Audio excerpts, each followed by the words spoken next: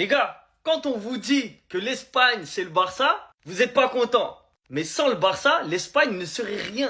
Si aujourd'hui l'Espagne a des titres, c'est grâce au Barça. Et ça va continuer comme ça pendant très longtemps. Il y a 8 joueurs du Barça qui ont été sélectionnés pour la Coupe du Monde. Ça aurait pu être 9 parce que Fermin il s'est blessé. Et on peut même monter ça à 11 parce qu'en vrai de vrai, Grimaldo, Cucurella et Munoz, ils sortent de la Masia. Donc en vrai, la signature Barcelone, elle est trop forte. Contrairement au Real Madrid, qui a 0 joueur appelé pour la Coupe du Monde.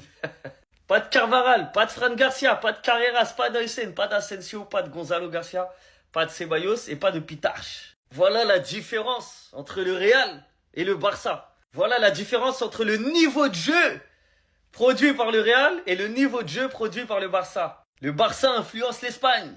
Le Real n'influence personne. Ni l'Espagne, ni la France, ni le Brésil. Ça inspire personne.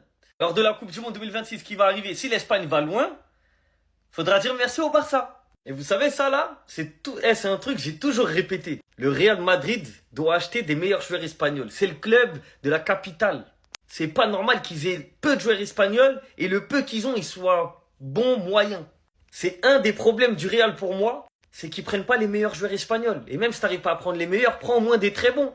Selon moi, c'est une des politiques que Pérez doit revoir. Acheter des joueurs espagnols, les meilleurs joueurs du championnat. Mais vu que Pérez, il veut que des stars étrangères, voilà où ça en est. Et pour moi, c'est pas normal. On parle du Real Madrid, il y a 0 joueur espagnol, c'est une folie. Bref, heureusement qu'il y a le meilleur club espagnol qui fournit. Heureusement qu'il y a la boulangerie qui donne beaucoup de pain.